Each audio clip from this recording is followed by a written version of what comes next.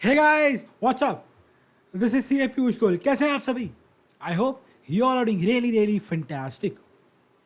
भाई last class में हमने अपना जो यूनिट 2 है चैप्टर 1 का accounting principle concepts and conventions उसको कर दिया था रैपअप। उससे क्वेश्चंस पेंडिंग थे जो कि हम आज के लेक्चर में कर देंगे डन एंड डस्टेड। भाई अकेले क्वेश्चंस पेंडिंग है। आज जितने भी क्वेश्चंस आपके चैप्टर के, चाहे ट्रू ऑन फॉल्स हो, चाहे एमसीक्यूज हो, चाहे थेरेटिकल क्वेश्चंस हो, जो भी क्वेश्चंस हैं आज के लेक्चर में आपको डिस्कस करवा दूंगा। आई होप तुम लोगों ने जो लास्ट के लेक्चर्स हैं वो अब तक देख लिए होंगे। गाइस 7 साल लगाते लोगे लेक्चर्स को, तो तुम्हारा बेसिकली तुम्हारे ऊपर बर्डन भी नहीं आएगा बाद में लेक्चर्स का कि इतने सारे लेक्चर्स मैंने पेंडिंग है, और साथ साथ में तुम्हारी प्रिपरेशन भी होती रहेगी। 60 डेज बस तुम मेरे को दे दो। 60 डेज के बाद तुम लोग देखो ना कि भाई जो तुम्हारी अकाउंटिंग की प्रिपरेशन है वो कहाँ पे है। तुम्हारा जो कॉन्फिडेंस है वो बहुत बूस्टअप हो जाएगा। 60 डेज के बाद एक एक कॉन्सेप्ट को डिस्कस करेंगे डिटेल में इस 60 डे की सीरीज़ में। बस सिर्फ 60 डेज तुम लोग मेरे को दे दो। साथ साथ जैसे जैसे मैं क्लासेस को अपलोड कर रहा हूँ डेली बेसिस पर, प्लीज़ गाइस क्लासेस को अटेंड करते रहो। कूल? Yes sir. चलिए करते हैं क्वेश्चंस को स्टार्ट। एक छोटा सा आपसे निवेदन, भाई अगर चैनल पर नए आए हैं तो सब्सक्राइब कर दो यार। क्या लोगे सब्सक्राइब करने का? क्या लोगे? अरे बता दो यार, आज तो बता ही दो। और भाई लाइक कर देना, थम्स अप दे दो यार वीडियो को। जब भी वीडियो को देखते हो यार, सबसे पहला काम तो थम्स अप दिया करो। सबसे पहला काम तो थम्स अप दे दिया करो। बस देखो वीडियो को ओपन किया, ये साथ में एक ना ये वाला आइकन होता है अपना थम्स अप का, थम्स अप दे दिया, लाइक दे दिया। और हाँ, एक्साइटमेंट में 2 बार लाइक भी मत कर देना, वो अनलाइक हो जाएगा। एक ही बार देना पर थम्स अप दे देना, राइट। एंड भाई शेयर कर देना इन सभी दोस्तों के साथ जिनके तुम्हारे फ्रेंड्स के एग्जाम्स आ रहे हैं सितंबर में, जैन में और ऑनवर्ड्स, और वो स्टूडेंट्स भाई जो भी प्रिपेयर करना चाहते हैं सीए फाउंडेशन के लिए। चलिए करते हैं फिर शुरू आज की क्लास को। ये तो देखो यार, अगर आप चाहो तो बुक ओपन कर सकते हो साथ में, अगर कुछ मार्क करना हो तो कर सकते हो। पेज नंबर है आपकी बुक का 1.54। ये है आपके टेस्ट एंड नॉलेज के क्वेश्चंस, राइट। चलिए आइए देखते हैं क्या है क्या नहीं। एक देखो, एक काम ऐसा करा करो यार, लाइक अभी साथ साथ कुछ भी बंद मार्क मत किया करो। लाइक बिल्कुल तुम्हारा जो ध्यान है वो बिल्कुल क्लास वो सामने हो, स्क्रीन की तरफ हो, और जो तुम्हारे कान है वो मेरी आवाज़ की तरफ हो। मतलब जो मैं बोल रहा हूँ भाई उसको साथ साथ सुनते रहो। कुछ नोट्स बनाने में बिल्कुल अपना टाइम मत वो करना, ठीक है। अपनी क्लास को समझो, बिकॉज समझना ज़रूरी ज़्यादा है, राइट। मार्किंग बाद में करते रहना। चलिए देखते हैं ट्रू एंड फॉल्स को। फर्स्ट क्वेश्चन क्या कह रहा है?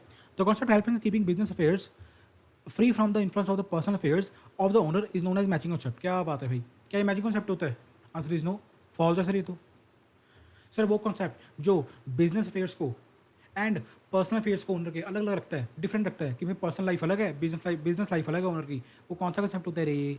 एंटिटी कॉन्सेप्ट, और you can say separate entity concept, right. उस कॉन्सेप्ट का नाम ही है सेपरेट एंटिटी। देखो सेपरेट एंटिटी की मतलब जो बिजनेस है हम उसको सेपरेटली ट्रीट करेंगे, ना कि ओनर के साथ ही ट्रीट करेंगे उसको भी। सेकंड क्वेश्चन क्या कह रहे हैं? Entity concept means that the enterprise is liable to the owner for capital investment made by the owner. बिल्कुल सही, दिस इज टू। भाई मेरी बात सुनो, अब देखो हम लोग कैपिटल को बुक्स में अपनी लाइबिलिटी दिखाते हैं। हम लोग अपनी बुक्स में कैपिटल जो है उसको लाइबिलिटी में दिखाते हैं। लाइबिलिटीज में आती है कैपिटल। कभी सोचा क्यों दिखाते हैं लाइबिलिटी में कैपिटल को? आखिरकार है तो ओनर का ही पैसा। देखो ओनर ही धंधा कर रहा है, ओनर ही बिजनेस कर रहा है, ओनर ने अपना पैसा लगाया जिसको हम कैपिटल बोलते हैं। तो सर हम कैपिटल को लाइबिलिटी क्यों दिखाते हैं? Due to this concept separate entity concept. अब बिजनेस अलग है, ओनर अलग है। अब ओनर ने बिजनेस में पैसा लगाया है, यानी कि भाई बिजनेस में किसी ने पैसा लगाया है, तो वो तो बिजनेस की लाइबिलिटी होगी ना भाई। वो बिजनेस की लाइबिलिटी होगी ना भाई, मेरा पैसा थोड़ी ना, वो तो ओनर का पैसा है। मेरा पैसा होता तो एसेट होता, वो पैसा किसका है? ओनर का पैसा है। तो दैट्स वो किसका पैसा हो भाई? ओनर का। इसी वजह से हम उसको लाइबिलिटी ट्रीट करते हैं। वही तुम्हारा ये क्वेश्चन कह रहा है कि एंटिटी कंसेप्ट में हम क्या करते हैं? Enterprise is liable to the owner for capital investments made by the owner. कि भाई जो भी कैपिटल इन्वेस्टमेंट उन्होंने की है एंटिटी उसके लिए लाइबल होती है, लाइबिलिटी हम ट्रीट करते हैं, वही चीज़ है। तो ये ट्रू हो जाएगा तुम्हारा। आई होप तुम्हें समझ आया होगा। इनफैक्ट जो इंटरेस्ट ऑन कैपिटल पर चार्ज करते हैं, इंटरेस्ट ऑन ड्राइंग्स हैं, ये सब क्यों चार्ज करते हैं अपन? Due to this concept separate entity concept. इसी कॉन्सेप्ट की वजह से भाई कैपिटल को लाइबिलिटी ट्रीट करते हैं, और उस कैपिटल के ऊपर इंटरेस्ट भी हम ओनर को देते हैं। समझ आया कुछ? जी सर। थर्ड क्वेश्चन क्या कह रहा है भाई, देखते हैं। Accrual means recognition as money is received और paid and not of the revenue and cost as they are under incurred. गलत, गलत, फॉल्स है भाई। एक्रूल कंसेप्ट का मतलब क्या होता है? जैसे ही ट्रांजैक्शन हुई उसे रिकॉर्ड कर लो, इररिस्पेक्टिव ऑफ द फैक्ट कि कैश इन्वॉल्व था या नहीं था। ठीक है, कैश पे हुआ या रिसीव हुआ हमें उससे कोई फ़र्क नहीं पड़ता। ट्रांजैक्शन हुई हम उसको रिकॉर्ड कर लेंगे। तो ये तो भाई फॉल्स होगी हमारी स्टेटमेंट। गाइज आई होप तुम लोगों को समझ आ रहा होगा। देखो अगर तुमने क्लासेज अटेंड की हैं, 2 क्लासेज हैं अकेले इस यूनिट की, अकाउंटिंग प्रिंसिपल वाले, ठीक है, अपने यूनिट की। अगर तुमने दोनों क्लासेज अच्छे तरह अटेंड की हैं विदाउट स्किपिंग और विदाउट फॉरवर्डिंग एनी कॉन्सेप्ट, मैं लिख के दे सकता हूँ। ये जो अभी तक क्वेश्चन हमने 3 किए हैं, मैं लिख के दे सकता हूँ भाई तुमको। ऐसा कोई इनमें बिल्कुल डाउट नहीं होगा, बिल्कुल डाउट नहीं होगा। एक एक कॉन्सेप्ट को मैंने इतना टाइम लगा के डिस्कस किया है। Right. Fourth, the conservatism concept states that no change should be counted unless it has materialise. गलत, इट इज फॉल्स। भाई कंजर्वेटिज्म कंसेप्ट क्या कहता है हमें? सर वो तो ये कहता है कि जब तक हमें फ्यूचर इनकम रिकॉग्नाइज ना हो, ठीक है, उसको भी रिकॉग्नाइज, जब तक फ्यूचर इनकम सर्टेन ना हो जाए उसको रिकॉग्नाइज मत करो, और जो लॉसेज लग रहे हैं तुम्हें उसके लिए प्रोवाइड फॉर करके चलो। अगर I would say do not anticipate profits की एक्सपेक्टेशन मत रखो, राइट, जो फ्यूचर में होगा तब देखेंगे, but provide for all expected losses. भैया अगर तुम्हें लग रहा है कि फ्यूचर में लॉस होगा रे, तो उसकी आज ही प्रोविजन बना के चल, उसको आज ही प्रोवाइड फॉर करके चल। ये अपना कहते हैं कंजर्वेटिज्म कंसेप्ट। बट ये जो लिखा है ये तो कह रहे हैं कि no change should be counted unless it has materialise. ऐसा थोड़ी होता है भाई, ऐसा थोड़ी होता है। तो ये क्या हो गया, हमारा फॉल्स हो गया, राइट। इनफैक्ट ये जो चीज़ लिखी हुई है इसके बारे में बात करता है अपन का रियलाइजेशन कंसेप्ट। अगर यहाँ पे लिखा होता कंजर्वेटिज्म की जगह रियलाइजेशन कंसेप्ट, देन ये ट्रू हो जाता। क्यों? क्योंकि रियलाइजेशन वही तो बात करता है कि भाई जब तक वो चीज़ मटेरियलाइज ना हो जाए, मटेरियलाइज का मतलब रियलाइज ना हो जाए, तब तक तुम एसेट की वैल्यू को चेंज नहीं करोगे, उसका कॉस्ट भी रिकॉग्नाइज करोगे। तुम उसकी जो करंट वैल्यू है उसको तब रिकॉर्ड करोगे जब वो डिस्पोज होगा, जब वो रियलाइज हो जाएगी, ठीक है ना। बट यहाँ पे कंजर्वेटिज्म है, इसकी वजह से ये हो जाएगा फॉल्स। फिफ्थ पॉइंट क्या कहता है भाई अपना, the concept of consistency implies non flexibility as, एक मिनट क्या कह रहा है, द कंसेप्ट ऑफ कंसिस्टेंसी, ठीक है, implies non flexibility as not to allow the introduction of improved method of accounting. गलत गलत गलत गलत, ये भी फॉल्स है। भाई मेरी एक बात सुनो तुम लोग, मैंने बड़ी अच्छी तरह समझाया था जब मैंने कंसिस्टेंसी कंसेप्ट को एक्सप्लेन किया था तुम लोगों को। मैंने क्या समझाया था? भैया माना भैया माना कि कंसिस्टेंसी का मतलब क्या है कि ईयर ऑन ईयर कंसिस्टेंटली आप एक ही अकाउंटिंग पॉलिसी को, एक ही अकाउंटिंग मेथड को फॉलो करते जाओगे। अगर एसएलएम शुरू कर लिया डेप्रिसिएशन का मेथड, तो एसएलएम ही चलता रहेगा। अगर फीफो पे अकाउंट इन्वेंट्री की वैल्यूएशन कर रहे हो तो फीफो ही चलता रहेगा, and so on, right. But इसका मतलब ये थोड़ी है कि अगर हम कोई इंप्रूव्ड मेथड ऑफ अकाउंटिंग है, कोई इंप्रूव्ड मेथड ऑफ अकाउंटिंग है, याद करो एक्सेप्शंस को, उसकी 3 एक्सेप्शन पढ़ाई थी मैंने। एक्सेप्शन क्या थी? एक था लॉ की रिक्वायरमेंट, अगर लॉ कह रहा है कि आपको ये मेथड चाहिए तो आप लॉ के हिसाब से चलो। अगर अकाउंटिंग स्टैंडर्ड कह दे कि नहीं भाई ये मेथड नहीं, ये मेथड चाहिए, तो बदल सकते हो। और थर्ड यही था कि अगर आपको लग रहा है कि भाई जो हम अगर मेथड अडॉप्ट करके, अगर हम नया मेथड अडॉप्ट कर लेंगे, अपनी पॉलिसी को चेंज कर देंगे, तो बेटर प्रेजेंटेशन होगी, इंप्रूव्ड प्रेजेंटेशन होगी, देन आप चेंज कर सकते हो। तो ये तो भाई फॉल्स हो गया, ठीक है ना। ये एक्सेप्शन थी, एक्सेप्शन पूछी गई है तुम्हारी, देखो समझ पा रहे, देखो कितनी कंसेप्चुअली पूछा गया हर एक चीज़ को। और अगर हम ऊपर ऊपर से पढ़ जाते कंसिस्टेंसी कंसेप्ट को कि हाँ यार हर साल कंसिस्टेंसी अप्लाई करना है पॉलिसी को, तो तुम्हें आंसर यहाँ पे ट्रू कर देते, क्योंकि तुम्हें लगता है कि भाई कंसिस्टेंसी का मतलब ये होता है कि फ्लेक्सिबिलिटी तो है नहीं, जो आज कर लिया अप्लाई वही कल करेंगे, वही थर्ड ईयर करेंगे, वही फोर्थ ईयर वही चलता रहेगा। ऐसा नहीं है। उसकी 3 एक्सेप्शन थी, उसकी थर्ड एक्सेप्शन से ये तुम्हारा ट्रू और फॉल्स बना है, ठीक है। बहुत अच्छी तरह मैंने एक्सप्लेन किया जब कंसिस्टेंसी कंसेप्ट समझाया मैंने, वही एसएमपीक्यू आएगी। 6th क्वेश्चन है, क्या है भाई, देखते हैं। Materiality depends only upon the amount of the item and not upon the size of the business, nature and level of the information, level of the person making the decision। ये भी false है भाई, this is also false. भाई जब मैंने तुम्हें materiality concept discuss करवाया था, ये देखो एक बार दोबारा दिखा देता हूँ, बहुत बहुत मैंने स्पेंड किया है अकेले इस मेटेरियलिटी कंसेप्ट के ऊपर। तो यहाँ ये देखो, यहाँ पे ये देखो मेटेरियलिटी के ऊपर, ये देखो फैक्टर्स इन्फ्लुएंस द मेटेरियलिटी। यहाँ मैंने अच्छी तरह में बताया भी था कि भाई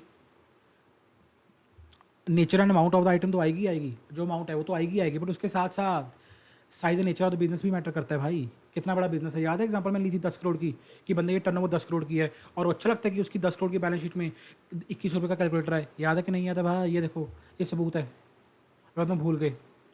समझ पा रहे हो भाई? Information needs of decision makers, individual user perspective. तो भाई ये जो तुम्हारा क्वेश्चन ये वाला कि वो सिर्फ अमाउंट के ऊपर डिपेंड करता है, बाकी किसी के ऊपर डिपेंड नहीं करती मेटेरियलिटी, तो ये भी हमारा क्या हो जाएगा? फॉल्स हो जाएगा। आई होप गाइस क्लियर हुआ होगा। 7th क्वेश्चन क्या कह रहे हैं? Accrual basis of accounting is a method of accounting, method of recording transactions by which revenues and costs and assets and liabilities are reflected in the accounts in the period in which actual receipts or actual payments are made। गलत गलत, ये भी गलत है भाई, ये भी गलत है। भाई हमें फ़र्क ही नहीं पड़ता कि उस पीरियड में किस पीरियड में एक्चुअल रिसीट्स और पेमेंट्स हुई हैं, हमें घंटा फ़र्क नहीं पड़ता कि कब पेमेंट हुई है, कब हमें रिसीट हुई है, ना जी ना। जब ट्रांजैक्शन होगी हम उसको रिकॉर्ड कर लेंगे, ये हमारा एक्रूअल कंसेप्ट कहता है हमें। तो ये भी स्टेटमेंट क्या हो जाएगी? फॉल्स हो जाएगी। आई होप तुम लोगों को ट्रू एंड फॉल्स समझ आए होंगे। ईजी क्वेश्चंस थे यार, मेरे को तो इसमें कुछ भी डिफिकल्ट नहीं लगा। अगर तुमने क्लासेस को अच्छे तरह अटेंड किया है, तुमने एक एक कॉन्सेप्ट को समझा है जैसे जैसे मैंने समझाया है, ठीक है ना, तो मैं लिख के दे सकता हूँ भाई, मैं लिटरली लिख के देने के लिए तैयार हूँ। ऐसा इसमें कोई क्वेश्चन नहीं था जो तुम्हें ना आता हो, बिकॉज मैंने एक एक कॉन्सेप्ट को बड़ा लॉजिकली डिस्कस किया है। और एक क्वेश्चन होंगे भी तभी, अगर तो कोई बच्चा ऊपर ऊपर से कंसेप्ट पढ़ के जाएगा ना इन कंसेप्ट्स को यार, कि चलो यार ऐसे ही पढ़ जाते हैं, क्रूल बेसिस को ऐसे ही पढ़ जाते हैं। अब देखो ये दो क्वेश्चन देखो, कंसिस्टेंसी वाला ये वाला, और एक ये वाला मेटेरिलिटी वाला। अगर तुमने ऊपर ऊपर से पढ़ लिया कंसिस्टेंसी क्या है, मेटेरिलिटी क्या है, ठीक है, तो गारंटी दे सकता हूँ तुम्हें दोनों क्वेश्चन गलत करके आओगे एग्जाम में। पर अगर तुमने लॉजिकली पढ़ा है, कंसेप्चुअली पढ़ा है, तो मैं कह रहा हूँ मजा ला तुम लोग गलत कर जाओ इस क्वेश्चन को। आई होप क्लियर हुआ होगा। कूल। अब आते हैं भैया मल्टीपल चॉइस क्वेश्चन के ऊपर। चलिए देखते हैं भाई, बड़े सारे क्वेश्चन लग रहे हैं तो। ओहो हो। कोई नहीं, जो है वो तो करने ही पड़ेंगे। आइए देखते हैं one by one. Cool. Yes sir. All the following items are classified as fundamental counting exemptions except. भाई देखो फंडामेंटल काउंटिंग एग्जम्पशंस कौन कौन सी होती हैं, मैंने स्पेसिफिक तुम्हें नोट्स में बताया भी था कि इन तीनों को याद रख लो। फंडामेंटल काउंटिंग एग्जम्पशंस कौन कौन सी होती हैं। क्वेश्चन में नोट आ गया अगर कि राइट फंडामेंटल काउंटिंग एग्जम्पशन, तो क्या करोगे। तीन होती हैं sir, going concern, consistency and accrual. आइए देखते हैं कौन इनमें से नहीं है। कंसिस्टेंसी तो है, गोइंग कंसर्न भी है, ये है बी है, बिजनेस एंटली नहीं है। ये हमारा आंसर बन जाएगा वन का बी पार्ट। नहीं पूछा ना which of the following is not, exception क्या है। बिजनेस एंट्री सर एक्सेप्शन है, बिकॉज कंसिस्टेंसी भी है, एक्रूवल भी है। ठीक है, easy question. Two primary qualitative characteristics of financial statements are. अच्छा, ये पूछ रहा है तुमसे प्राइमरी क्वालिटेटिव कैरेक्टरिस्टिक्स, मतलब वो याद है वो मैंने बताया था fundamental principal qualitative characteristics. Principal qualitative characteristics जब मैं तुम्हें फाइनेंशियल स्टेटमेंट्स वाला टॉपिक पढ़ा रहा था इस चैप्टर में, तो मैंने वहाँ पे बताया था ना जब, कि ये 4 प्रिंसिपल क्वालिटेटिव कैरेक्टरिस्टिक्स हैं, कि इसको याद कर लेना कि अगर तुम्हें पूछे पेपर में कि भाई write about the principal characteristics, तो ये 4 ही लिख के आना। कौन कौन से थे सर।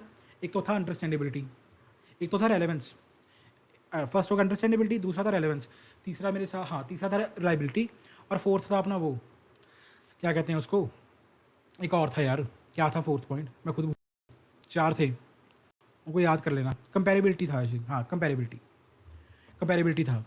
बस अब वो देख लो कि इन चारों में से कौन नहीं है। अंडरस्टैंडेबिलिटी एंड मेटिलिटी, रेलेवेंस, देखो इनमें से कौन सा है। देखो अंडरस्टैंडेबिलिटी तो है बट मेटिलिटी नहीं है, सो ये ऑप्शन तो गलत हो गई। रेलेवेंस एंड लाइबिलिटी ये दोनों है, C B option is answer. C option क्या है, न्यूट्रलिटी एंड अंडरस्टैंडेबिलिटी।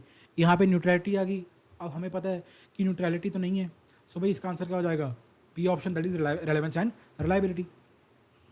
ठीक है, आई होप समझ आया होगा। इजी क्वेश्चन है। देखो third question, Kanika enterprises follow the return on value method of depreciating machine year after year due to. भाई कनिका जी डब्ल्यू मेथड को फॉलो करिए डेप्रिसिएशन के, अगले साल भी क्यों कर रही हैं। उनके दिमाग में ऐसा क्यों आ गया कि भाई इस साल भी डब्ल्यू किया है, अगले साल भी डब्ल्यू फॉलो करना पड़ेगा, क्यों कर रही है वो ऐसा। सर लगता है कनिका जी ने आपका लेक्चर अटेंड किया है, ऑब्वियसली भाई कनिका ने लगता है मेरा लेक्चर अटेंड किया है। क्यों, क्योंकि उसको पता है कि यार कंसिस्टेंसी प्रिंसिपल नाम की भी कोई चीज़ होती है।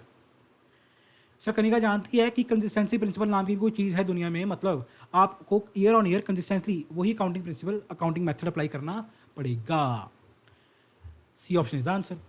फोर्थ क्वेश्चन क्या कह रहा है सर, अब परचेज, अच्छा a purchase car for ₹5 lakh, ठीक है भाई 5 लाख रुपये की गाड़ी खरीदी है भाई साहब ने, क्या बात है। Making down payment of ₹1 lakh and signing 4 lakh bill payable in due in 60 days as result of this transaction, asset liability. Okay यार देखो, मिस्टर ए ने 5 रुपये की कार खरीदी, ए ने क्या किया, 5 रुपये की कार खरीदी, बिल्कुल खरीदी। 1 लाख रुपया उसने डाउन पेमेंट कर दी, और 4 लाख रुपये का उसने बिल पेबल साइन कर दिया, जो कि ड्यू कब हो रहा है, 60 डेज में। बिल ऑफ एक्सचेंज पढ़ के आयो कि नहीं पढ़ के आयो, बिल्स पेबल बिल रिसीवेबल पढ़ के आयो। इतना तो पता है भाई तुम लोगों को, अपने सिलेबस में चैप्टर है, मैं बहुत अच्छी तरह करवाऊंगा, बट स्टिल तो मैं इतना तो बेसिक्स पता है भाई कि बिल पेबल क्या है, हमारी लायबिलिटी होती है हमारी, राइट। अब हुआ क्या ट्रांजेक्शन में, ये देखो भाई 5 लाख का एसेट था,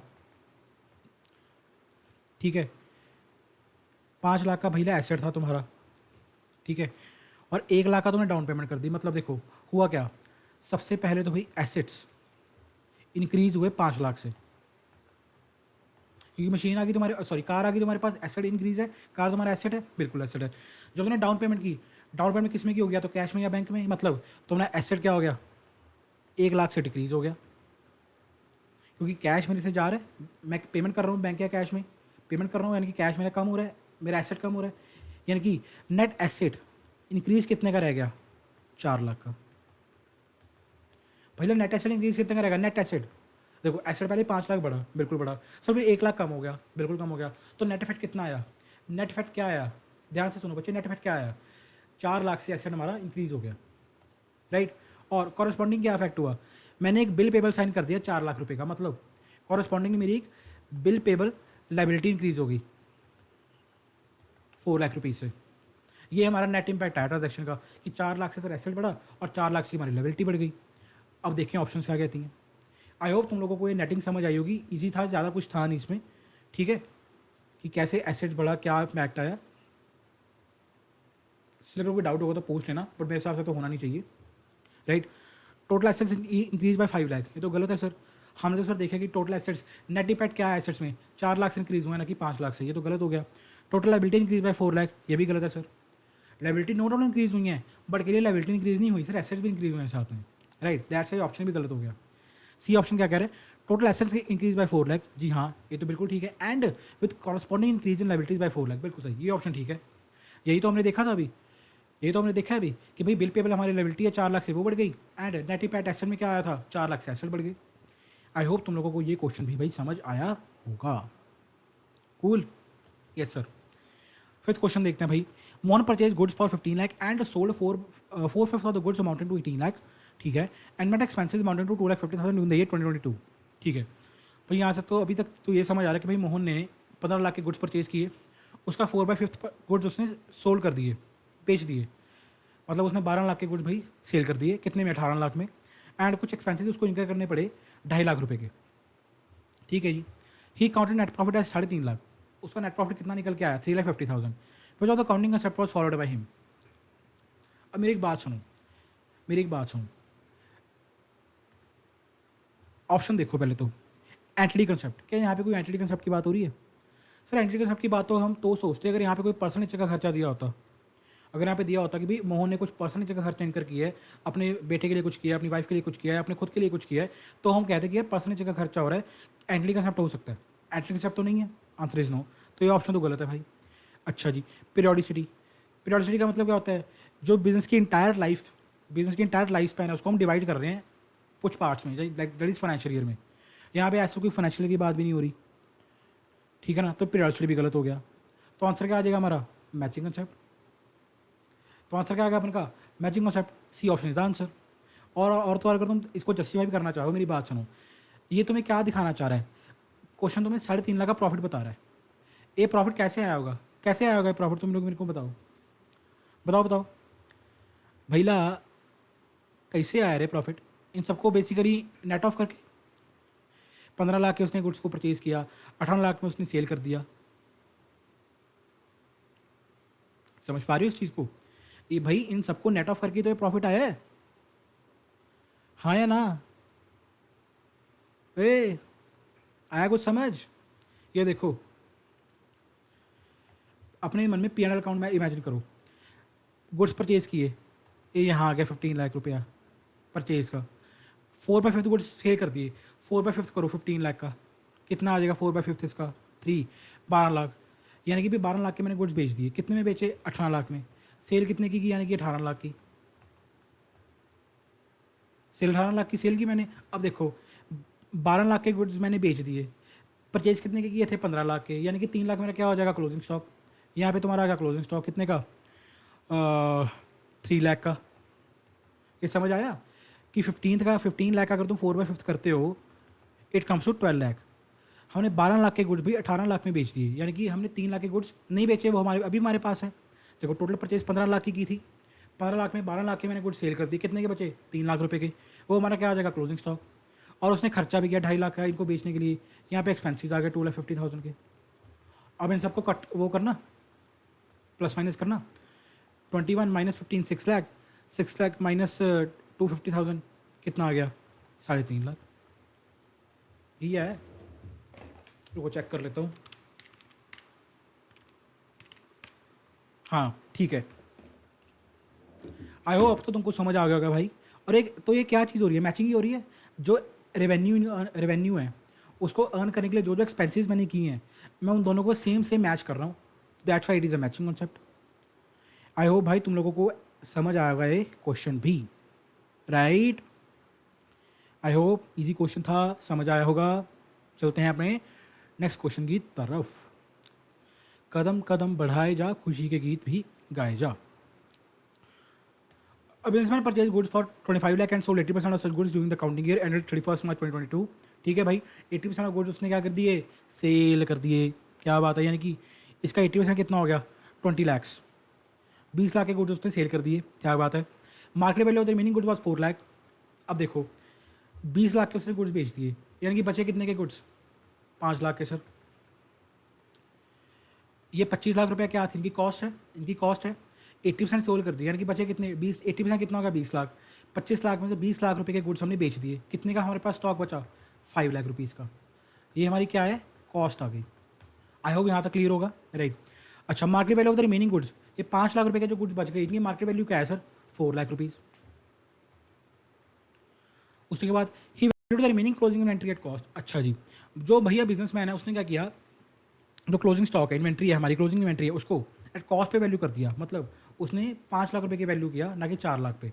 बट जो हमारे अकाउंटिंग स्टैंडर्ड्स है वो क्या कहते हैं, ठीक है ना। और तुम्हें मैंने कंसेप्ट भी बताया, लॉजिक भी बताया कि प्रूडेंस कंसेप्ट की वजह से हम इसको लोअर ऑफ कॉस्ट और NRV which ever is lower पे वैल्यू करते हैं। मैंने उसमें लॉजिक भी बताया था कि प्रूडेंस कंसेप्ट हमें यही कहता है ना कि आप एंटीसिपेट मत करो प्रॉफिट को, लॉसेस के लिए प्रोवाइड फॉर करके चलो। ड्यू टू दैट हम क्लोजिंग स्टॉक को लोअर ऑफ कॉस्ट और NRV which ever is lower पे वैल्यू करते हैं, राइट। तो होना देखो 4 लाख पे वैल्यू चाहिए था, बट बंदा किस पे कर रहा है, 5 लाख के ऊपर, यानी कि गलत कर रहा है, बिल्कुल कर रहा है। ही वॉलेटेड द कॉन्सेप्ट ऑफ, कौन सा कंसेप्ट उसने वायलेट कर दिया, कौन सा किया भाई, तुम लोग बता दो अब तो यार, प्रूडेंस कंसेप्ट, और यू कैन से कंजर्वेटिज्म। ये क्या हो गया, कंजर्वेटिज्म। आई होप तुम्हें समझ आया होगा, right. Capital borne by the proprietaries. अब देखो capital brought in by the proprietor, जब प्रोप्राइटर कैपिटल लेके आ रहा है बिजनेस में, तो क्या होगा, इंक्रीज इन एसेट और increase in ability, increase in ability, decrease in asset, increase in asset, decrease in ability. क्या होगा बताओ मेरे को, क्या होगा बताओ मेरे को, क्या होगा बताओ भाई। जब कैपिटल इंट्रोड्यूस करेगा बंदा, तो सबसे बड़ी बात तो एसेट बढ़ेगा।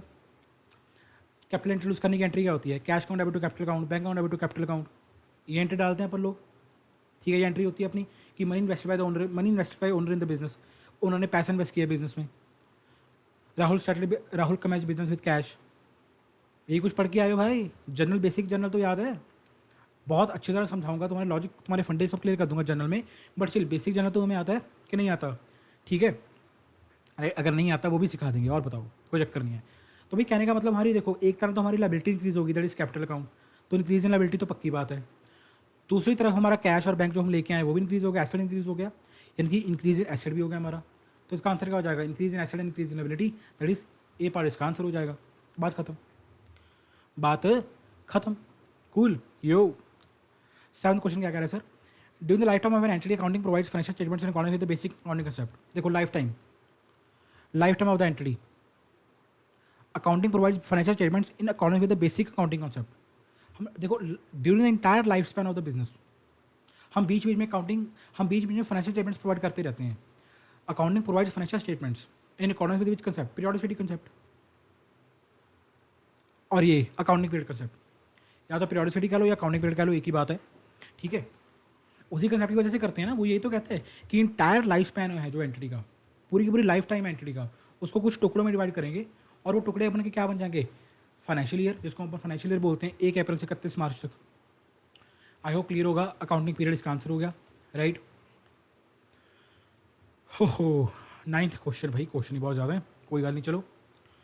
Concept that a business enterprise will not be liquidated in near future is, भाई ला बिजनेस एंटिटी लिक्विडेट माने तो क्लोज होना, शट डाउन। वो ऐसा कौन सा कंसेप्ट है सर जो हमें ये बताता है कि बिजनेस एंटरप्राइज अभी शट डाउन नहीं होगी या लिक्विडेट नहीं होगी आने वाले टाइम में। सर अगर तो एक ही कंसेप्ट था कि बिजनेस चलता रहेगा and there is no intention to downsize और curtail the operation of the business, that is going concern. Going concern इसका आंसर हो गया, राइट।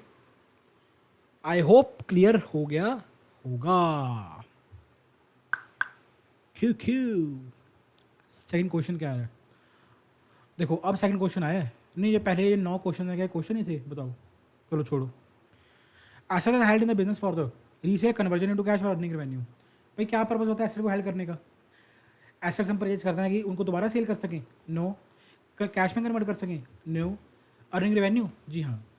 फिक्स्ड एसेट्स का काम क्या होता है, क्या यूज़ होता है फिक्स्ड एसेट्स का? ताकि भाई हम उनको यूज़ कर सकें अर्निंग रेवेन्यू में, राइट? अब मशीनरी परचेज करते हैं, मशीनरी परचेज है, बिल्डिंग परचेज करते हैं, फिक्स्ड एसेट्स हैं हमारे, ठीक है? वो किस चीज़ में हेल्प करते हैं? रेवेन्यू को जनरेट करने में हेल्प करते हैं यार, राइट? सी ऑप्शन आंसर है। सेकंड क्वेश्चन क्या कह रहा है? Revenue from sale of products is generally realised in period in which cash is collected sale is मेरे प्रोडक्ट्स आर मैन्युफैक्चर्ड। अरे भाई मेरे, कब रिकॉग्नाइज करोगे रेवेन्यू? जब तुमने सेल ऑफ प्रोडक्ट्स कर दी। कब करोगे? जब कैश आएगा तब करोगे? No sir. जब प्रोडक्ट्स मैन्युफैक्चर होंगे? No sir. जब सर सेल कर देंगे हम तभी तो करेंगे ना यार। देखो कैश इज कलेक्टेड का मतलब तो गलत हो गया। क्यों? हमारी फंडामेंटल अकाउंटिंग असम्पशन क्या कहती है? Going concern consistency and accrual. हम एज्यूम करके चलते हैं कि भाई books of account upon accrual basis पे बना रहे हैं, मतलब हमें कोई फर्क नहीं पड़ता कैश कब आएगा, कैश कब जाएगा। नो, जब ट्रांजैक्शन होगी हम उसको रिकॉर्ड कर लेंगे, ठीक है ना? तो ये तो गलत हो गया। जब हम प्रोडक्ट मैन्युफैक्चर कर देते हैं तब थोड़ी रिकॉर्ड कर लेते हैं सेल्स को। भाई अभी तो प्रोडक्ट मैन्युफैक्चर के मेरे गोडाउन में पड़ा है, मेरे वेयर हाउस में पड़ा है माल, मेरी दुकान पे पड़ा है, सेल थोड़ी हुआ है। जब सेल होगा तभी तो करेंगे ना यार। आई होप ये भी क्लियर हो गया होगा तुम लोगों को। थर्ड क्वेश्चन क्या कह रहा है सर?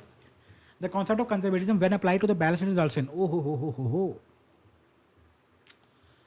भाई कंजर्वेटिज्म का जो कंसेप्ट है वो क्या करता है?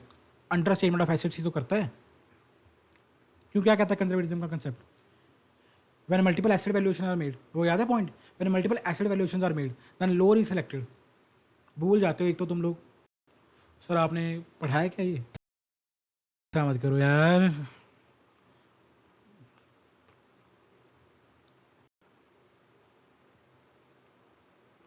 ये देख मेरे भाई, ये देख, ये रहा मेरी गवाही का सच, ये हाइलाइटर, ये देख यहाँ पे।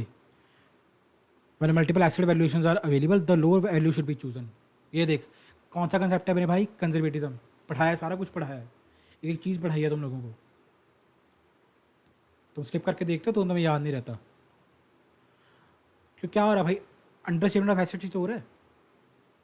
वो एक एसेट की वैल्यूएशन कराई, वो 4 लाख की एसेट वैल्यूएशन कर रहा है बंदा कह रहा है 4 लाख का एसेट है, बट एक बंदा कह रहा है नहीं आपका एसेट तो 3 लाख रुपये का ही है। हम कौन से सिलेक्ट करेंगे? Which is lower, that is 3 lakh. अब एक्चुअली में वो 4 लाख का भी हो सकता है, बट तुम लोअर कर रहे हो सिलेक्ट, तो अंडर स्टेटमेंट ही हो रही है एसेट्स की। समझ पा रहे हो sir? Next question, decrease in amount of trade payables result in. भाई ट्रेड पेबल्स कम हो गई, क्या होगा? अच्छा ट्रेड पेबल्स कम हो गए, क्या होगा? इंक्रीज इन कैश होगा। गलत। भाई कैश कहाँ से इंक्रीज हो जाएगा? कैश इंक्रीज इनफैक्ट डिक्रीज होना चाहिए। गलत। Decrease in bank overdraft account. भाई बैंक ओवरड्राफ्ट से क्या लेना देना इसका? ये भी गलत। Decrease in assets, C option is answer. भाई एसेट से डिक्रीज होंगे ना। ट्रेड पेबल्स का कम होने का मतलब क्या है? तुमने पे कर दिया, पे कैसे करोगे? तो कैश में पे करोगे या बैंक में पे करोगे या उनको कोई गुड्स पकड़ा दोगे। उन्होंने कहा कि तो वो तुम्हारा स्टॉक लेके चलेगे, थोड़ा बहुत जो गुड्स हैं। वो कह रहे हैं कि चल तूने मेरे को 5,000 रुपया देने, 5,000 रुपया देने, तूने ऐसा कर मेरे को 5,000 के तो गुड्स ही दे दे या गुड्स दे दोगे। कुल मिला के भाई तुम्हारा क्या कम होगा? या तो कैश कम होगा या बैंक कम होगा या स्टॉक कम होगा, मतलब एसेट्स ही तो कम हो गए ना यार। तो डिक्रीज इन एसेट्स हो गया तुम्हारा। देखो लॉजिकली चलना, देखो लॉजिकली चलोगे कभी गलती नहीं होगी, कभी गलती नहीं होगी। देखो मैं सही बता रहा हूँ तुम लोगों को, मैंने तुम्हें बहुत कंसेप्चुअली पढ़ाया है अब तक और आगे भी पढ़ाऊँगा बहुत, और लाइक जितना हो सके और कंसेप्चुअली पढ़ाऊँगा। बट तुम्हारे ऊपर है भाई, अब तुम कितना उसको ग्रास्प करते हो लॉजिकली। अपना बेसिकली माइंडसेट चेंज करो। देखो 11th-12th अब निकल चुकी है, मेरे को नहीं पता तुम लोग वहाँ पे कैसे पढ़े हो कैसे नहीं पढ़े यार, ठीक है? 11th-12th में तो क्या था, अगर कुछ नहीं समझ आ रहा चल रहा रट्टा मार ले, पटक पटक के सर झुका दे, नॉलेज की दीवार, रट्टा मार रट्टा मार रट्टा मार रट्टा मार। बट भाई ये सीए फाउंडेशन है, यहाँ ये सीए है, आगे इंटरमीडिएट आएगा, उसके बाद सीए फाइनल आएगा। यहाँ पे लॉजिकली जितना लॉजिकली चलोगे, जितना कंसेप्चुअली चीज़ को समझ के चलोगे, जितना फंडामेंटली स्ट्रॉन्ग रह के चलोगे ना, उतनी दिक्कत कम आएगी। देखो ये सीए फाउंडेशन है तुम्हारी, यहाँ पे तुम जितना तुम कंसेप्चुअली सीख लोगे, ये बेस है तुम्हारा, ये बेसिक्स हैं। अब देखो यहाँ से तुम्हारा फर्स्ट चैप्टर जो है meaning and scope of accounting, बताओ अकाउंटिंग की डेफिनेशन से तुम्हें पढ़ाया जा रहा है, और ऑलरेडी तुम लोग इतनी काउंटिंग करके आ चुके हो 11th और 12th क्लास में अपनी। स्टिल तुम्हें जो तुम्हारा कोर्स है वो स्टार्ट कहाँ से हो रहा है? पहला चैप्टर क्या कहाँ से स्टार्ट हो रहा है? What do mean by the term accounting? Accounting होती क्या है? दैट्स अभी ये बिल्कुल बेसिक लेवल है, यहाँ पे जितना सीख लोगे तुम्हें उतना ही कम प्रॉब्लम्स आएंगी सी इंटर और सी फाइनल लेवल पे जाके, राइट? सो हर चीज़ को कंसेप्चुअली समझ के पढ़ो, लॉजिकली सोच के पढ़ो, रट्टा मत मारना भी किसी चीज़ को, राइट? हाँ जी। The determination of expenses for an accounting period is based on the principle of.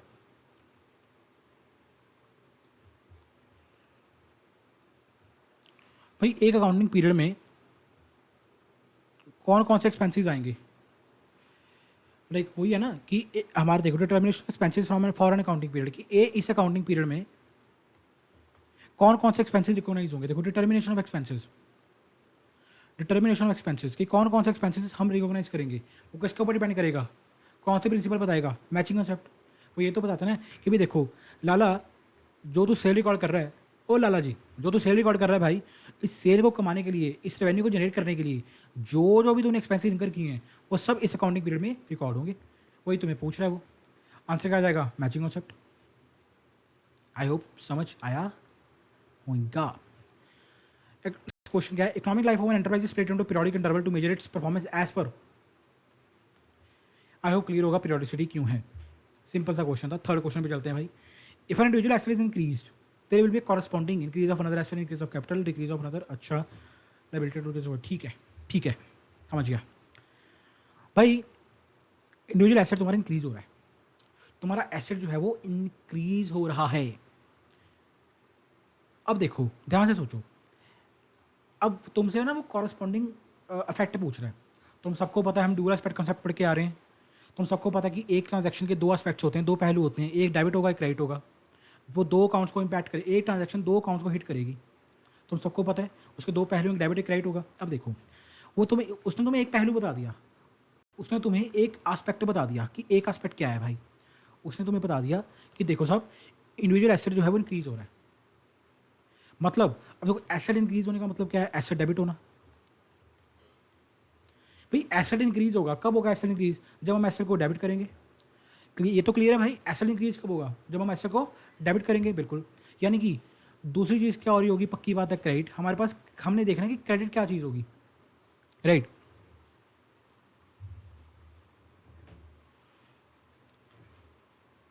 भाई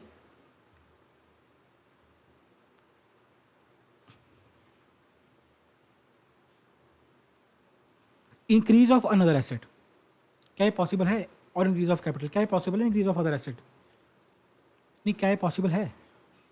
देखो asset account debit to capital account की बंदा ओनर जो है वो एसेट्स ले आया एज ए कैपिटल, वो चीज़ ठीक है। हम देखते हैं कि भाई उसने बिजनेस कमेंस किया विद एसेट्स विद कैश और बैंक, ऐसा वो ठीक है। बट क्या अदर एसेट इंक्रीज हो सकता है, आंसर इज नो। सर क्यों, हमारे पास देखो एसेट ऑलरेडी हमारे पास डेबिट में पड़ा है, यानी कि हमारे पास क्रेडिट में एक ट्रांजैक्शन का इम्पैक्ट आएगा, वो ढूंढना है। अब अगर एसेट इंक्रीज होगा तो वो तो डेबिट होगा, अगर एसेट इंक्रीज होगा तो वो तो डेबिट होगा। बट हमारे पास तो क्रेडिट बचा है, तो यानी कि भाई ये ऑप्शन तो हो नहीं सकती, ये ऑप्शन तो गलत है भाई, ये ऑप्शन तो नहीं हो सकती। अगर यहाँ पे लिखा होता डिक्रीज ऑफ एसेट तो हम एक कड़ी मान लेते, तो हम मान लेते भाई। समझ पा रहे हो? देखो एसेट इंक्रीज, देखो उन्होंने लिखा है एसेट इंक्रीज होगा, asset increase in another asset.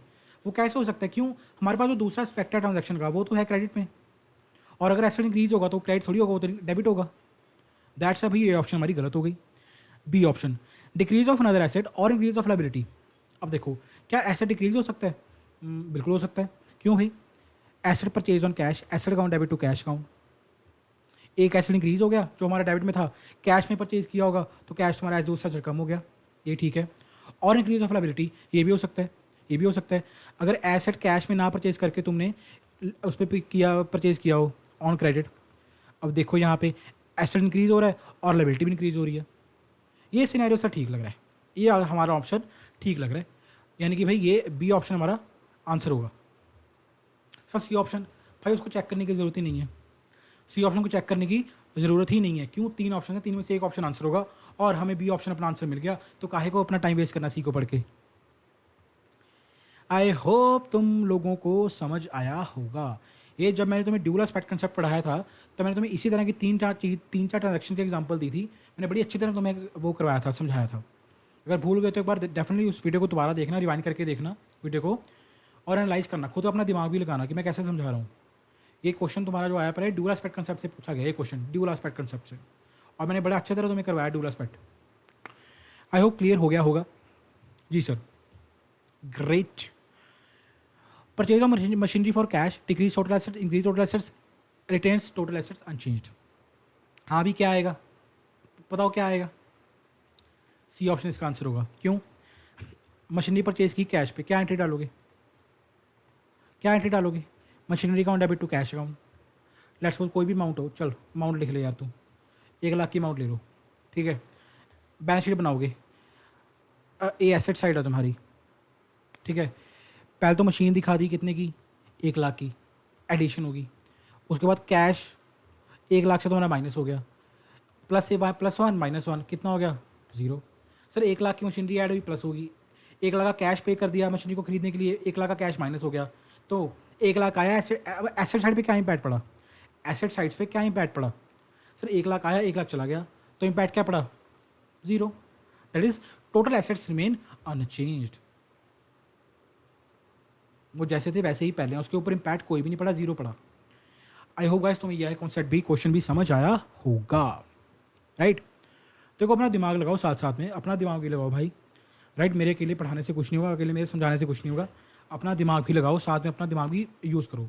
And अगर तुम्हें किसी भी क्वेश्चन में डाउट हो, तुम्हें लग रहा है कि सर ये क्वेश्चन मेरे को समझ नहीं आया, भाई कमेंट सेक्शन किस लिए है, कमेंट सेक्शन किस लिए है, मेरे को बताओ कमेंट सेक्शन में कि सर मेरे को ये इस क्वेश्चन में डाउट है, इस क्वेश्चन में मेरे को डाउट आ रहा है सर, प्लीज़ इसका आंसर बता दो, ठीक है। आई होप क्लियर हो गया होगा। हाँ जी, थर्ड क्वेश्चन क्या कह रहे हैं भाई, consider the following data pertaining to Alpha Limited. Okay, करना क्या है, पहले क्वेश्चन देखते हैं क्या करना है भाई। With the following concept is violated by the alpha limited. अच्छा, देखते हैं क्वेश्चन पढ़ के पता लगेगा कौन सा कंसेप्ट इन्होंने वॉलेट किया है। कॉस्ट कितनी मशीनरी की, 10 लाख रुपया। इंस्टॉलेशन चार्जेस कितने, 1 लाख रुपया, ठीक है। मार्केट वैल्यू कितनी है, 12 लाख रुपया। अच्छा, by finalising the final accounts of the company values of machinery है 12 lakhs, which of the following is violated by Alpha. भाई मेरे कौन सी इसमें वॉलेट किया है प्रिंसिपल, कॉस्ट है, मैचिंग है, क्रूल है। सर कॉस्ट, सर क्यों भाई, कॉस्ट कंसेप्ट में क्या कहता है कि जो तुम्हारी एक्विजिशन कॉस्ट है, कॉस्ट कंसेप्ट में क्या कहता है, जो तुम्हारी एक्विजिशन कॉस्ट है, जो परचेज कॉस्ट है, जो तुम्हारा खर्चा हुआ एसेट को बाय करने के लिए, तुम उसी वैल्यू पे अपने एसेट को रिकॉर्ड करोगे, ना कि मार्केट वैल्यू पे करोगे। समझ आया भाई, मेरा खर्चा कितना हुआ, कितनी मेरी कॉस्ट इनक्रू हुई सर, 10 लाख की वैल्यू थी, 1 लाख ऊपर से इंस्टॉलेशन चार्जेस लग गए, यानी कि मेरा टोटल खर्चा कितना आया, 11 लाख का। सो मैं अपनी बुक्स में मशीनरी को किस वैल्यू पे दिखाऊंगा, आइडली किस वैल्यू पे दिखाना चाहिए था rather I would say, 11 lakh रुपये के ऊपर। क्यों, एज पर कॉस्ट कंसेप्ट जितनी मेरी कॉस्ट लगी, जितनी मेरे को मेरा खर्चा हुआ, मैं उतने वैल्यू पे दिखाऊंगा। बट बंदा क्या कह रहा है, कहना मार्केट वैल्यू के ऊपर दिखाऊंगा जी मैं तो। अल्फा वाले कह रहे हैं कि हम तो अल्फा हैं भाई, हम तो 12 लाख पे दिखाएंगे जो मार्केट वैल्यू है। सर कॉस्ट कंसेप्ट को वो वॉलेट कर रहे हैं। इसी के साथ भाई तुम्हारे जो MCQ मल्टीपल चॉइस क्वेश्चन मैंने वो भी कंप्लीट करवा दिए। आई होप तुम लोगों को डाउट नहीं होगा किसी क्वेश्चन में, अगर होगा तो भाई बता देना, कोई चक्कर नहीं है, मोस्ट वेलकम। बस मेन कॉन्सेप्ट क्लियर होना चाहिए। थर्ड क्वेश्चन देख लेते हैं भाई, जल्दी जल्दी देखो यार, 3 क्वेश्चन दिए हैं कि ज़्यादा नहीं है, देखें 3 ही हैं, चलो बढ़िया। पहला क्वेश्चन क्या कह रहे हैं, शॉर्ट नोट लिखने हैं जी आपको, छोटे छोटे नोट लिखने हैं, किसके ऊपर, फंडामेंटल। देखो देखो देखो देखो देखो देखो, अरे देखो देखो, मैंने क्या कहा था, पढ़ लेना भाई, याद कर लेना कि 3 हमारी फंडामेंटल अकाउंटिंग एग्जम्पशंस कौन सी हैं। देखो क्वेश्चन आ गया, मैंने तो नहीं देखा था क्वेश्चन, तुम्हारे सामने देख रहा हूँ क्वेश्चन इस टाइम पे, स्टडी मैंट में क्वेश्चन आ गया बॉस। कौन सी थी सर, ऊपर भी डिस्कस की है, consistency, going concern and accrual, rather I would say GCA, going concern, consistency and accrual. भाई लिख देना, तीनों के ऊपर बहुत अच्छी तरह पढ़ाया हुआ है। पीरियोडिसिटी कंसेप्ट के बारे में बता देना भाई, बहुत अच्छी तरह बताया। अकाउंटिंग कन्वेंशन का मतलब तुम्हें बड़ी अच्छी तरह समझाया था मैंने 10 मिनट लगा के, कि सर अकाउंटिंग कन्वेंशन क्या है, रीति रिवाज, परंपरा, ट्रेडिशन, कस्टमरी प्रैक्टिसेस, मतलब वो accounting practices which are developed through common usages over time, जो पुरातन सालों से यूज़ करते आ रहे हैं हमारे एंसेस्टर्स, ठीक है, उनकी जो अकाउंटिंग प्रैक्टिस डेवलप होगी ओवर टाइम, उनको बोलते हैं हम अकाउंटिंग कन्वेंशन। उसके डेफिनेशन लिख देना, खत्म। दूसरा क्वेश्चन क्या कह रहा है भाई, डिस्टिंग्विश करना है बिटवीन किस में, money management concept and matching concept. बता देना भाई, डिस्टिंग्विश कर देना भाई कि मनी मैनेजमेंट कंसेप्ट में डिफरेंस, मनी मैनेजमेंट और मैचिंग में डिफरेंस क्या है। मैचिंग में तुम लोग क्या करते हो, मैच करते हो रेवेन्यू और एक्सपेंसेस को। मनी मैनेजमेंट कंसेप्ट क्या कहता है कि भैया जो चीज़ मोनेटरी टर्म में मेजर हो सकती है, अकेली वही चीज़ अकाउंटिंग में रिकॉर्ड हो सकती है, non monetary terms are not recorded. For example employ loyalty, ये कुछ हमने पढ़ा था बिल्कुल। गोइंग कंसर्न और कॉस्ट कंसेप्ट, डिफरेंस बता देना भाई, गोइंग कंसर्न और कॉस्ट कंसेप्ट ने बड़ी अच्छी तरह बताया तुम लोगों को, बहुत अच्छी तरह तुम लोगों को मैंने बताया कि क्या डिफरेंस होता है। थर्ड क्वेश्चन क्या कह रहा है, explain the qualitative characteristics of FS। बता देना भाई, बता देना भाई, ये भी तुम लोग, प्योर थ्योरी क्वेश्चन है, कोई ज़्यादा इसमें था नहीं। क्या क्या थे, understandability, relevance, reliability, comparability, neutrality, materiality, faith, full representation, fair, full and adequate disclosure, completeness, ये कुछ थे, ठीक है। बता देना जितने मार्क्स का क्वेश्चन आएगा, अगर 6 मार्क्स में आया तो 6 पॉइंट लिख देना, 5 में आया तो 5 पॉइंट लिख देना, 4 में आया तो 4 लिख देना, 3 में आया तो 3 लिख देना। आई होप गाइस तुम लोगों को ये चैप्टर भी क्लियर हुआ होगा। इसी के साथ भैया ये चैप्टर हमारा क्या हो गया, done and dusted, done done done, completed along with questions, easy. तुम्हारे ऊपर है भाई, देखो मैं तो करवा दिया। कल की क्लास में मैं नेक्स्ट यूनिट शुरू करवा दूँगा, unit 3 I think capital expenditure revenue expenditure वाला है। देखते हैं कौन सा, देखूंगा, अभी देखा नहीं मैंने भी। ठीक है, ठीक है भैया, ठीक है भाई। मेरी बहन इजाज़त दो अपने इस बड़े भाई को, अब इजाज़त दो यार। लाइक कर देना यार वीडियो को प्लीज़ गाइस, प्लीज़ लाइक कर दो यार, प्लीज़ कमेंट करके बताना यार मज़ा आया नहीं आया। एंड सब्सक्राइब कर दो यार, अभी तक नहीं किया।